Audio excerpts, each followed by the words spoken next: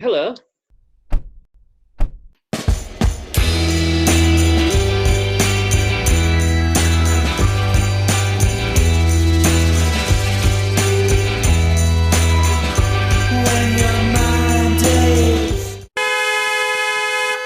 So we'll come to the Pogues later, but let's start with something that we both went to the opening night, and I love the confidence of Harrogate Theatre that you know they did a few. I don't want to call them warm-up performances of the pantomime for schools, but we did go on the first, as it were, adult night of the Harrogate Mm. Panto this year, which is Dick Whittington and familiar faces, but always new elements as well.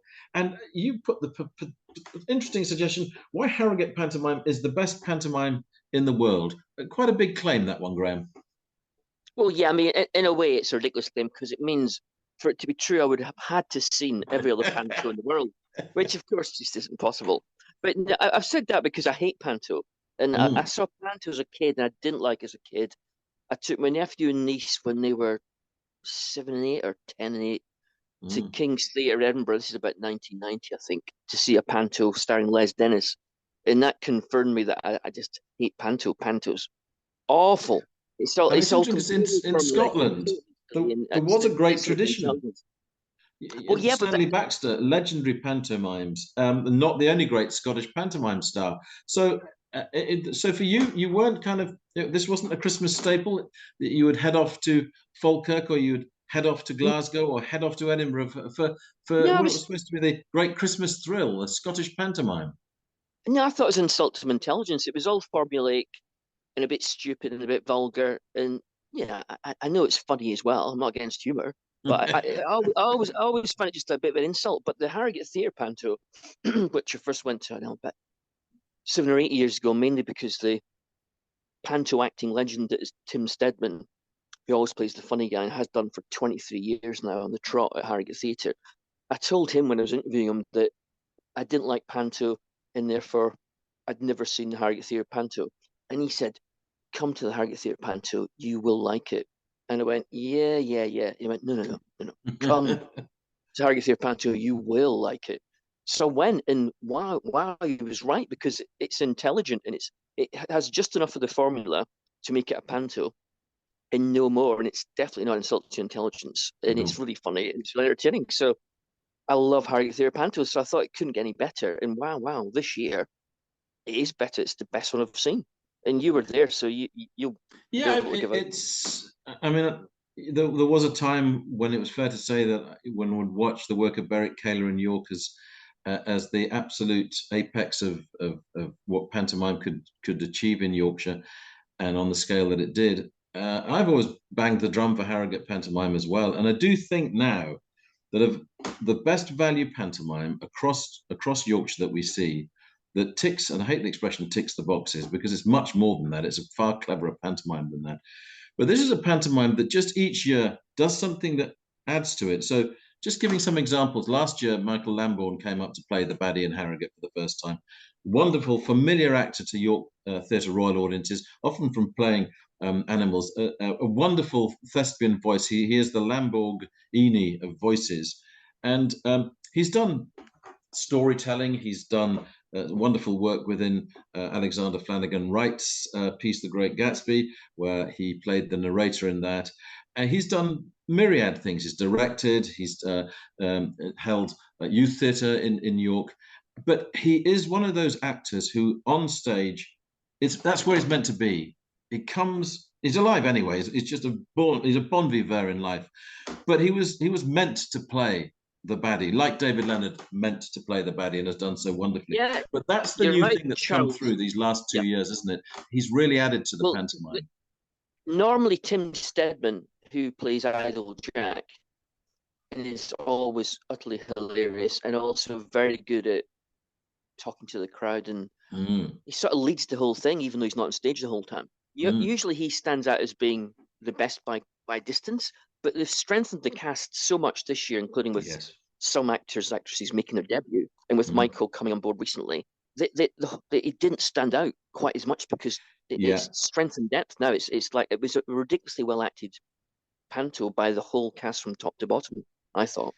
we chatted with Marcus Roma, the director, who was seated in the row behind us, and there was kind of a flow of conversation between us, actually, even as the show was going on, such as his enthusiasm. And we chatted with him at the half time, and we chatted with him at the end. And he's really proud of just little highlighting things again of bringing younger talent into the pantomime. So I think there's as many as maybe 4 cast members under the age of 30, some of whom have done other things in Harrogate before and have now come through to doing the pantomime. And one bit of talent spotting that he'd done was for the Dane, who is under 30 years old.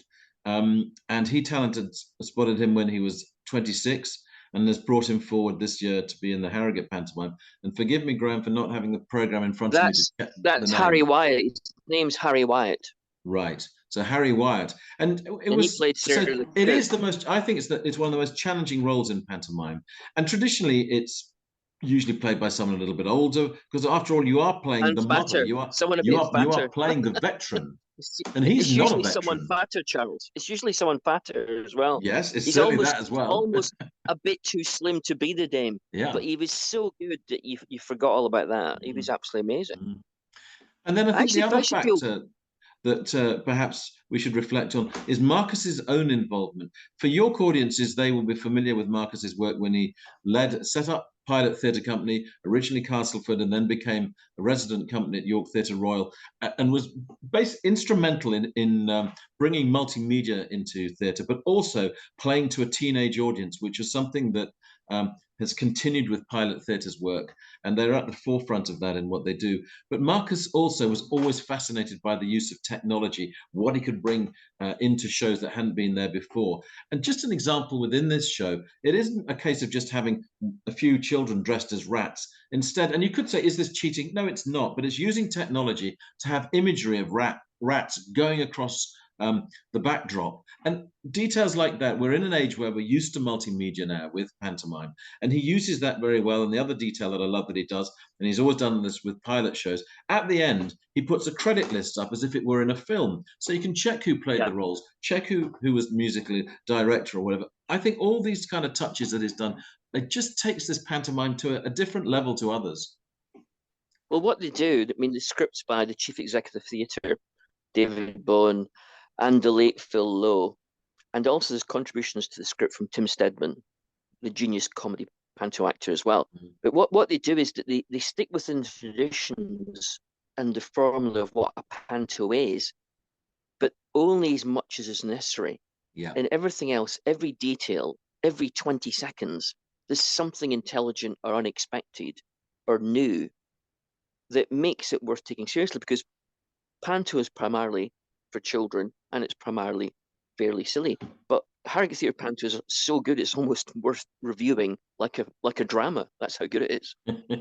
It also has what I love, and not all pantomimes get the tone of this right, but it'll have a dig at Harrogate Council, or in this case now the reorganised North Yorkshire Council, and it was a double-edged comment. It was saying it was referring to reorganisation and the chaos that goes with that. And as the audience is laughing at that, the second line comes about all these empty shops that are now in Harrogate, and we find ourselves laughing at it. And so people recognise it, but at the same time, actually, there's a critical comment that's going on there as well within pantomime, which has long been a tradition that you have comedy within it. But often it's just, as they do, they mention spoffeth because it's a funny sounding word like blubberhouses, and you get a laugh for that, and it's a local reference. But I think when you suddenly bring politics in it, that's local politics like that, as they did, and it has that impact and everyone recognizes it. That's why there's as much for adults in the show as for children. Well, I think Harrogate Theatre panto is entirely off Harrogate, but except with national standards. That's what makes it so good. It is local, but it aspires to be something that anybody from anywhere would think, oh, that's good. It's just brilliant. And I went to Harrogate Theatre earlier this week for the Harrogate Advertiser to interview them for the paper, and I interviewed Niall and Faye, who played Dick Whittington and Alice Fitzwarren, and they're the sort of like romantic leads. And normally those are quite boring roles. They have to be there, otherwise a panto is just a sitcom. But they're not great. They can be quite bland roles. But those two, who are both from Harrogate in their 20s, went to St Aidan's, I think. That's right. Both of them bring real character in real modernity to those two roles, which otherwise can be quite boring. And when I was interviewing them upstairs in the Stalls Bar in the magnificent, gloriously beautiful Harrogate Theatre, who popped his head round the corner, having heard me probably talking too loudly, but Michael Lambourne. And it was almost, and I went, "Hi, Michael, you were great." And it was almost like he just turned up to make sure I hadn't forgotten him. And I thought, it doesn't get any more thespian than that. No, no. Yeah, he is the essence, the quintessence of thespianism. I think it's one of those shows, the utter joy that it has about it, but it's also beautiful to look at. Costumes are good. The staging, gradually, the more the show went on, that we had better and better staging. And even, and I'm not, well, I'm going to give myself credit for this. Last year, the walk down song at the end, traditionally at Harrogate, had always been Robbie Williams' "Let Me Entertain You." And it went out last year, and Marcus argued that, no, it was better to bring back a refrain from the first song. And I said, well, actually, people don't necessarily remember the first song, so it doesn't have an impact as the walk down song. I said, everyone looks forward to Robbie Williams' "Let Me Entertain You." Which song, Graham, came back in this year? Well, I can't. I was so overwhelmed with the fact that they began the whole panto with the Clash's "London Calling." I don't remember the last song now. What was it? It was indeed "Let Me Entertain You" that they brought back in. But you're right. So there's another thing. That was my cue to praise you, Charles. So that was my cue to praise you. I'm sorry, Charles, I missed that. Charles, but genius. I mean, which other pantomime would ever have "London Calling"? It's also quite a cool panto. It's uplifting, but it's never stupid. So it's to use the line that you hate. It ticks every box possibly imaginable for a panto. Yeah. It's just amazing. Anyway, I think we've waxed lyrical so much about the panto. We should be in it next year. I would urge people to crack on with getting tickets. This pantomime sells incredibly well. It's also, just to emphasize as well, Harrogate Theatre needs support, and it really does. This is a theatre that lost its Arts Council funding, which I thought was a disgraceful decision. And so it matters. It matters that you support your local theatre. And when the quality is this high, go and see this pantomime. Full house after full house. That's what it deserves. I think you're right, Charles. Good. Now, Graham, I feel it's time for an interruption. I would like to have no idea what you might interrupt us with this week, so fire away. Well, I like to perform a public service for all our listeners. Yes. Especially with warnings about things to avoid, and I've warned them before about Andrew Rieu, if he's anywhere near Britain. Well, I've got a new warning this time round, and it's beware, Keane are back. Now, what have you got against Keane and the beautiful voice of Tom Chaplin? They're so boring. They've been going for 20 years now, Charles. Can you believe it? 20 years. And they've got a new single out called Love Actually, which is actually a song from the Richard Curtis film of 2003, which I don't think came out at the time, but they're releasing it as a single. And if like me, you don't like Keane very much, you find them hideously bland, beware, because next year, 2024, they're doing a world tour. So would you kind of lump them with Coldplay? Sort of Coldplay-like. Coldplay sort of aspire at times to be U2, a band that you can take seriously. But Keane are sort of like, if they were a 60s band, it would have been the Moody Blues, but not even as interesting as that. So you're not gonna grant any gift of melody that they have. You're not going to find any beauty in Tom Chaplin's former choir boy voice. Nothing. Oh yeah, they can clearly do melody very well, but the end result is a bit like drinking a cup of Horlicks. I've been here before you with you, Graham. I love Horlicks, and I'm not saying that I'm avidly keen on Keane, but I'm more than happy to listen to a small selection box of Keane. Not a lot. I take your point, but I think you're harsher on them than I think is merited. I know they're kind of Virgin Radio favourites, aren't they? They are. I get that. Yeah, in that case, Charles will be going next year in May to Leeds Arena, where Keane are playing. I'm not that keen on them. No, I won't be doing that. Anyway, thank you for warning people that lukewarm feelings about Keane and lukewarm feelings about Coldplay, which fair enough. Now, Graham, I have not seen May December, and I'm a little bit frustrated because it's going to be on satellite. In America, it's been on Netflix, which Celestine has an account for. But over here, it is going to be on very soon. It's going to start being on Sky Cinema, which That's right. I don't have, and you don't have either. But you went to On see it at principle. Everyman, and I Yeah, I don't think did. Yeah, many cinemas will still be showing it, which is well, very frustrating. one of the annoying things about films now being tied up into streaming and streaming platforms isn't just that people like you and me who refuse point blank to film screening, which makes us seem a bit odd, really. I know that, Yeah. but even if that wasn't the reason, the other problem is that a lot of films now that are partly financed by streaming platform like Sky or Netflix or Amazon Mm. Prime, they don't get proper cinema No, they releases don't. anymore. They get a token couple of showings here and there, then boom, they're on streaming only. So I managed to see May December, Todd Haynes' new film. Obviously, having seen lots of Tom Haynes films in the last Yes. 30 years, just thinking, great, I can actually see it at the cinema. This is Mm. fantastic. So Mm.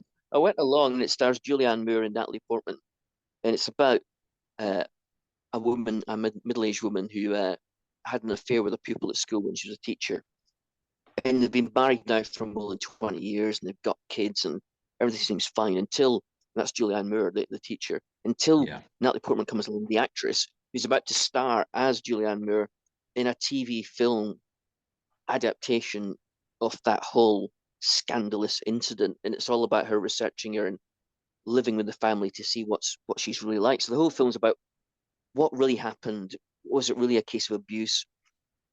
Are they really happy? Is Julianne Moore's character really a nice person or not? Blah blah blah. And Mm. it's quite an unusual storyline for Todd Haynes because, as you know, Todd's a pretty serious director. Like Carol Yeah. was a brilliant film with Mm.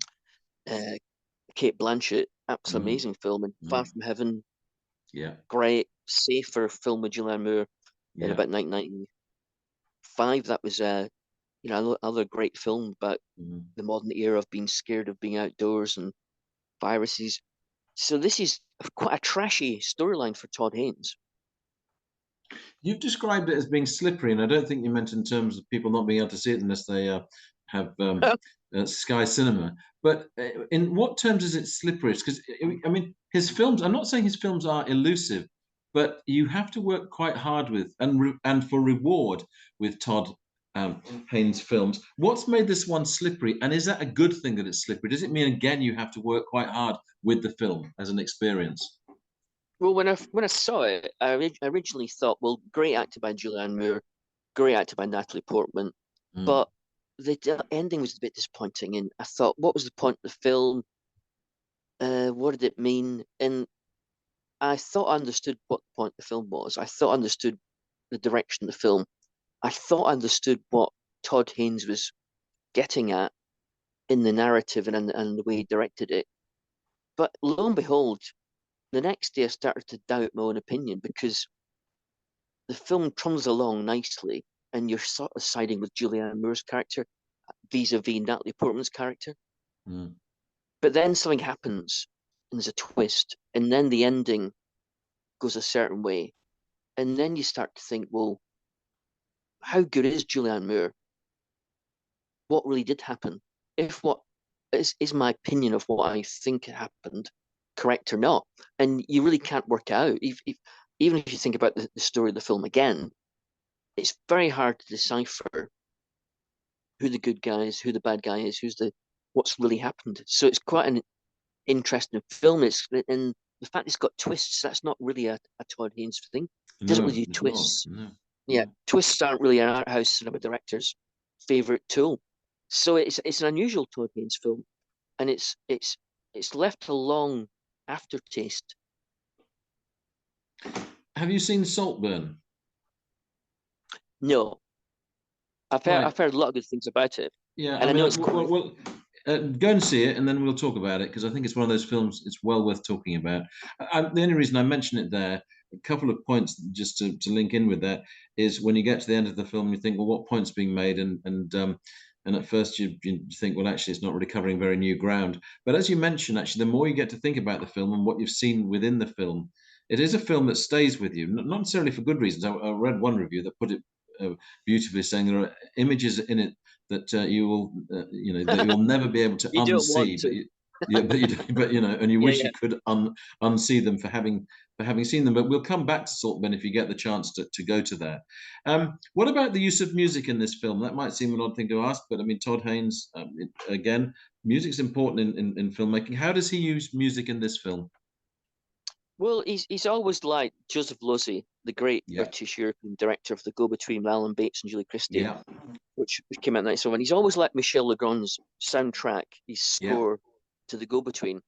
And he obviously got, he didn't get Michel Legrand to do the Mm, music for May mm, December. In fact, I'm not mm, sure Michel Legrand's around.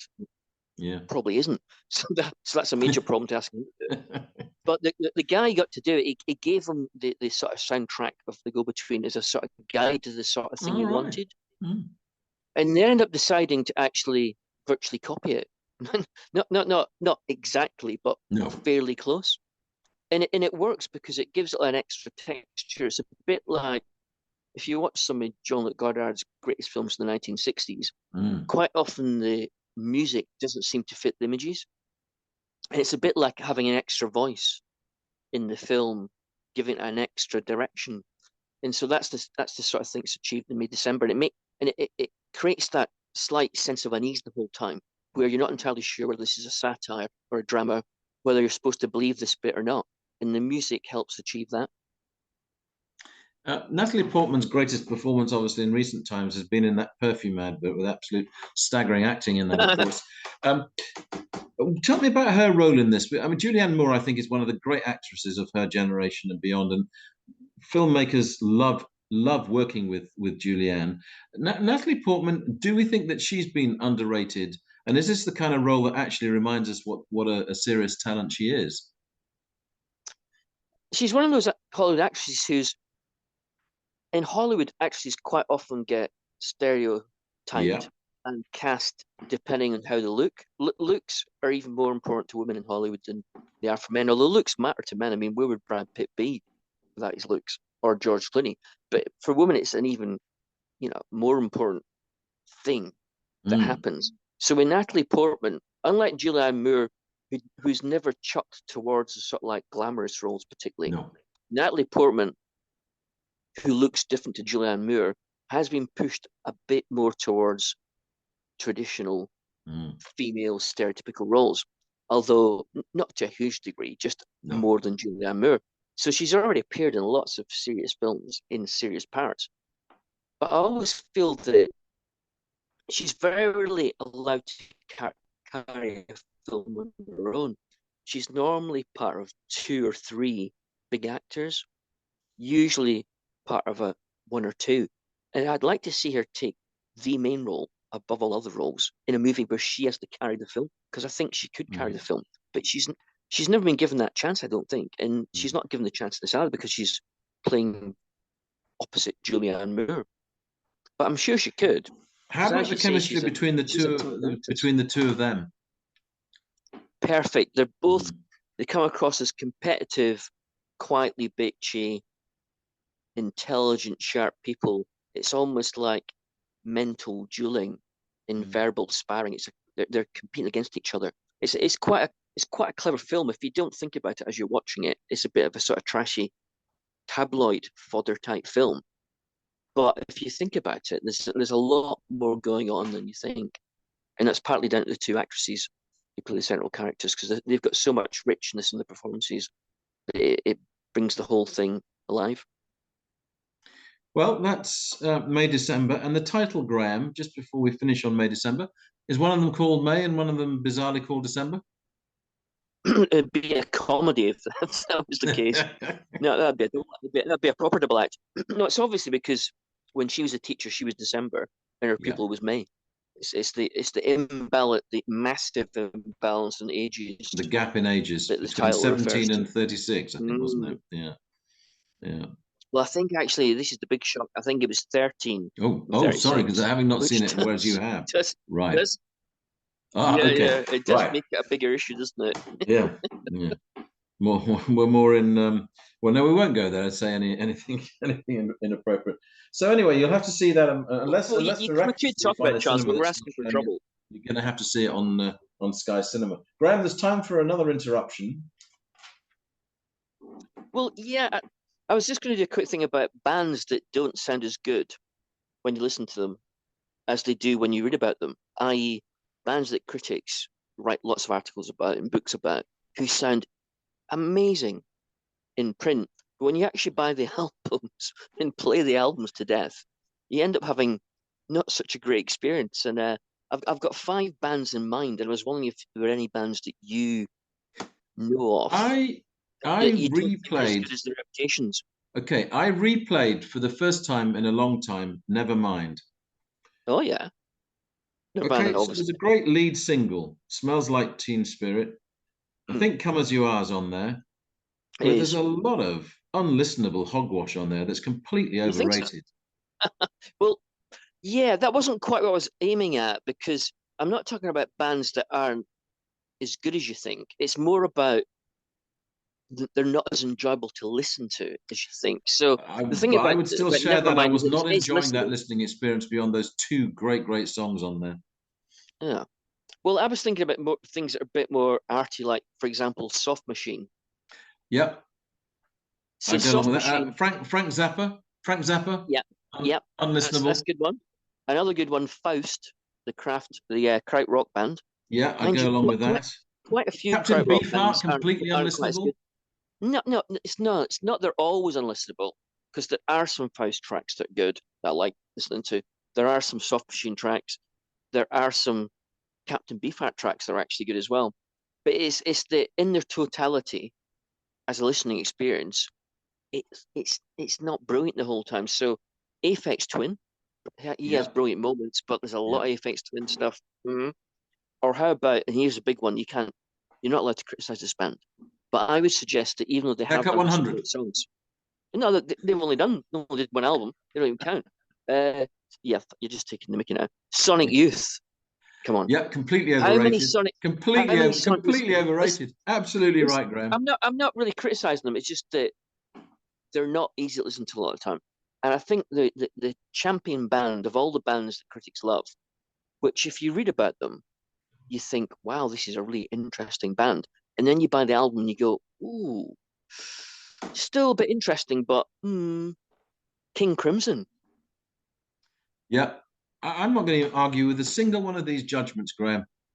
Me and my gavel would be banging a death notice and a black hat on all of them. Dead right. Yeah, yeah, but that isn't what I intended. I don't mean to say they're rubbish because they're not. I I'm not don't mean to saying say that, they never. Graham. I'm just Yeah, saying life is I, too short to work hard at albums that are largely unlistenable.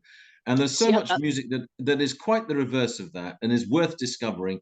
And I get so annoyed when people, for reasons of trends that I do not get, rate albums far higher than they should be, and they remain largely unlistenable and unplayed and gathering dust. And they're simply they're worth more for record collectors having vinyl versions of them that they sell on. well, the thing is, King Crimson to me are interesting, and I would happily read several books about King Crimson. That's how interesting they are. But the idea of buying a King Crimson box set with possibly 16 albums on it would just, I mean, would I ever listen to it more than once? Would I even listen to it once? No. I'm not sure it would. Did you see who's got a box set coming out? Major box set. Billy Bragg. How many Everybody CDs are on has. Billy Bragg's box set?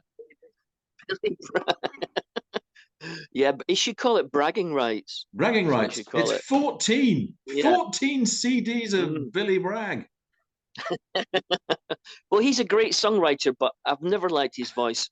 And when I interviewed him on the phone a few years Yeah. back, he kept on referring to himself in the third person, Did he? which I did. Yeah, yeah. I mean, I saw him interviewed recently in print in Uncut or Mojo or somebody, and he referred to himself in the third person in that interview. So it must be a bit of a habit of Billy Bragg's to talk about his own braggness, his own braggism. Bragging about Bragg. Just liking the Yeah, name Bragg. So that, yeah, exactly. Yeah. whereas with Kirsty MacColl's new box set is 8 CDs, including an album that's never been released before from 1993, and the reason that I think it'll be a wonderful box set to get as well is all the duets that she did with various bands. So that's much more. I'm nothing against Billy's album. In fact, there's a version of of Billy Bragg's, a new compilation of 40 Billy Bragg songs from these years. So which may be the one to get rather than 14 CDs worth. But I think Kirsty MacColl's does sound like one I might ask someone to think about a Christmas present for. Well, having had a go at Billy Bragg, I'm going to have a second go at Billy Bragg. A New England, which is a great song by Billy Bragg. Would you rather listen to the Kirsty MacColl version or the Billy Bragg version? I would, well, because of course he wrote an extra verse for Kirsty as well, and that's yet another reason to prefer Kirsty's version. But that said, I mean, over the years I've seen Billy Bragg's many times in concert, where by these days there's actually more conversation than music, which on some people's ideas, given the roughness of the voice, might be preferable. But he is the classic troubadour, albeit that he's left his what might be considered his his bard of barking roots to go and live in the glorious southwest. Which is of course why not? But it's I mean it does remain quite uneasy listening, hard listening, I guess. But again, rather like Dylan, other people do his songs, and you think, oh, great song. And actually, he probably warrants rather more cover versions than he's had. He does, but a bit like Dylan, his voice is it's a bit marmite. Which brings us to the death of Shane MacGowan. I'm not saying his voice is marmite, but by the end, once the drink and drugs had got to him, that voice was very erratic in concert, should we politely say. By the time the Pogues got back together in 2001, and finally in 2014, Shane played with them for the last time. And of course, at times, Joe Strummer stepped in to play instead of MacGowan when he couldn't perform or whatever. And Shane had been in his wheelchair since 2015. And really, the latter years have become a love story with Victoria, his wife, and she wrote a beautiful book about him. And the most recent thing that Shane had released was a book of his frantic drawings, really. I say drawings, but they were done with biros, and that was raising money for treatment, really, for him in the condition that he had. A little question for you, Graham. When do you think Shane MacGowan last released an album? It was with the Popes. When do you think it was? Either early noughties or late 90s.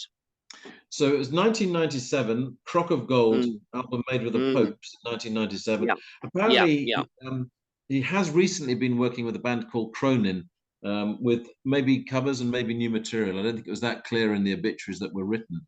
And it's one of those things where here's a somewhat brutal question. Did Shane MacGowan ultimately fall short of what he could have been, given that it became, if you stop writing songs by 1997, is that something where a career, actually the burnout that there was, is ultimately frustrating? Or actually, there are so many wonderful songs from that brief, well, I say brief, but I mean a flurry from the early 80s through to the last of the Pogues albums. But is it a career that ultimately didn't quite hit the peaks that it could have done? Was it a shame there were no songs later in his life? It was a career. It was a career where he hit so many peaks for about 8-9 years that there was no more peaks left to hit. Yeah. And I think he's the downhill slide through drinking and drugs was almost inevitable because he had nowhere. But I think he did so many great songs, and I saw him live 3 times in the 1980s. I think one time with you at Newcastle City Hall. That's right. And I saw him change in front of my eyes in the space of 7 years, from someone vaguely normal to someone plastered on the stage and drinking on stage. Which band did the Pogues do a cover of at Newcastle? Oh, good grief. I should remember this, but I don't. What was it, Charles? It was the Jesus and Mary Chain song, Darklands. Oh, it was. I can now visualize it now. You're right. Darklands, yeah. And of course, MacGowan went to perform. MacGowan went to do a vocal, of course, with Jesus and the Mary Chain on the Stoned and Dethroned album, where they worked together. God help me. Yeah. Now, okay. So, are you going to go with Shane and Sinead doing Haunted, or are you going to go with Shane and Kat O'Riordan singing Haunted? Out of the 2 versions, the latter. Oh yeah, I agree. Yeah. Absolutely, which is the one that Shane, because of the fallouts or with Kate leaving the band, he ended up re-recording it with Sinead.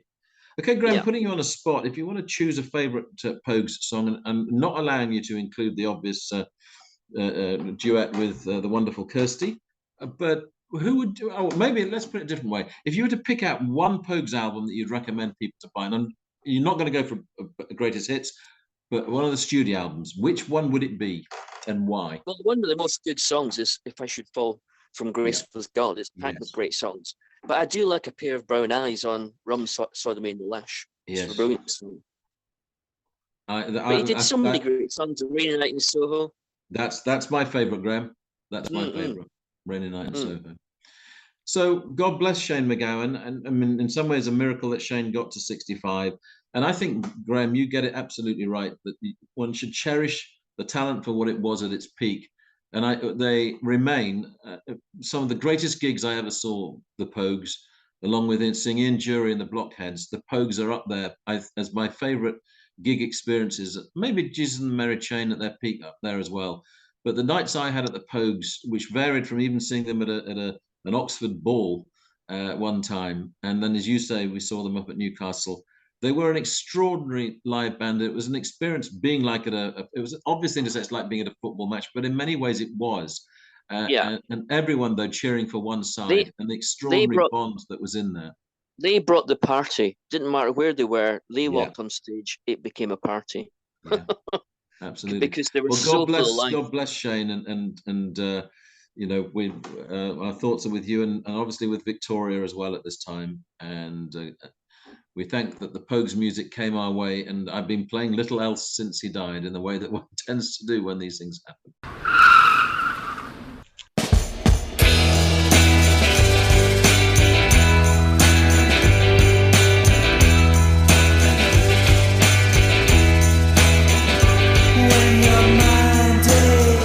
You've been listening to the podcast Two Big Egos in a Small Car. Your hosts were Graham Chalmers and Charles Hutchinson. This was a Baltic sub-production.